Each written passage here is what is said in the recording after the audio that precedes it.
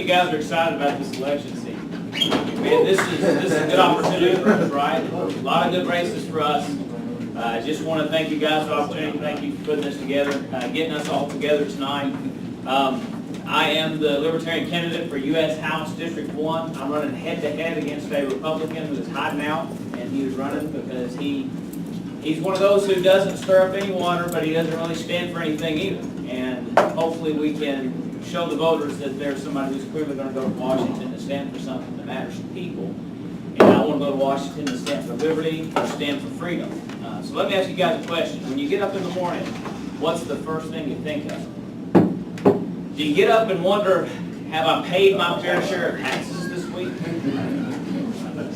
Do you get up and wonder, how can I get the government more involved in my private life? Maybe some of you are those types that are thinking, maybe I can get the government more involved in my business, in my workplace. Now, if you're like me and like most of us, we get up in the morning and we hope our job's still there. We hope we can get the bills paid. We hope that we can keep a roof over our heads. We can keep clothes on our backs. We can keep food on the table. We hope that when we get up in a new day, our government hasn't found some way to come into our lives and take those things away from us, take those opportunities away from us. So what we need are candidates, libertarian candidates, who are strong on what libertarianism is about. Candidates like me are going to go to Washington and we're going to stand on the floor of Congress and say defiantly that taxation is theft and that it is time, actually it's past time for Congress to abolish the IRS, abolish the income tax, and let people keep what they've earned. It's their money, they worked for it, they deserve it. Not Congress, not special interests. They also need people that are not afraid to also talk about how inflation is also theft, that are ready to point the finger at the Federal Reserve Bank and say it's time for that to end as well. It's time to restore our money to what it should be, in the manipulation that's going on with our currency that's robbing us of money every week. Every time you get paid, inflation takes more of your money away. If you put money back, any money you can put back for savings, its value drops every day because of inflation. The Fed has to end. And you need people going to Washington that are going to fight against that. You also need people that are unafraid to say that corporate cronyism has to end. This relationship between Congress and big corporations, where Congress represents corporations rather than representing the people and representing liberty, that relationship has to stop. And we need people in Congress that are going to fight and stand for the people, for their liberty, for their freedom, for their rights. That's why my campaign doesn't take donations from corporations. I don't have an interest in it. I would rather pay for my campaign out of my own pocket than take money from a corporation that is going to try to find a way to use that money to run my life or ruin the way I would vote for people. We also need people who are not afraid to say, you know what, I'm already against the next war. I'm already done with the war in Syria, the proxy war between us and Russia in Syria that is ruining lives, it's destroyed a nation, it's killing children, and it's time for that war to stop. Hey, I got an idea. Let's cut the budget when we get there, why don't we? We can cut military spending by just getting our nose out of everybody else in the world's business. Bring our troops home. Bring our people.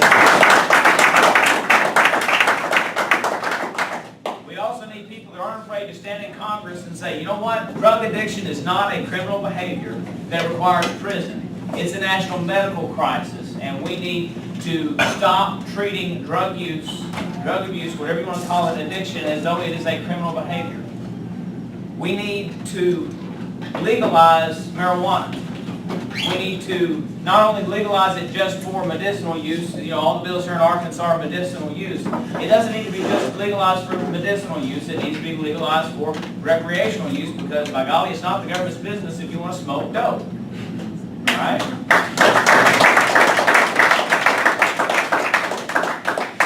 Furthermore, it'll help the economy. Just think about it. If we start making hemp products here in America, I'll legalize cannabis, paper, plastics, clothing. We can help the economy. We can create jobs, stimulate job growth. We don't have to settle for a 2% or whatever they call it national annual job growth, man. Let's boost that up. Let's create new industries in America. But we create them when we open the free market up, when we get the corporate cronyism out of Washington. We open the free market up, when we let the businesses rise up that are going to rise up, and we tell Congress that Congress no longer decides who wins and who loses in America. Let the free market decide. Let innovation decide. Let free people with great ideas, with entrepreneurship, with hard work, let them decide their fate. Let them decide if they're going to succeed or they're going to fail. It's not Congress's job to decide.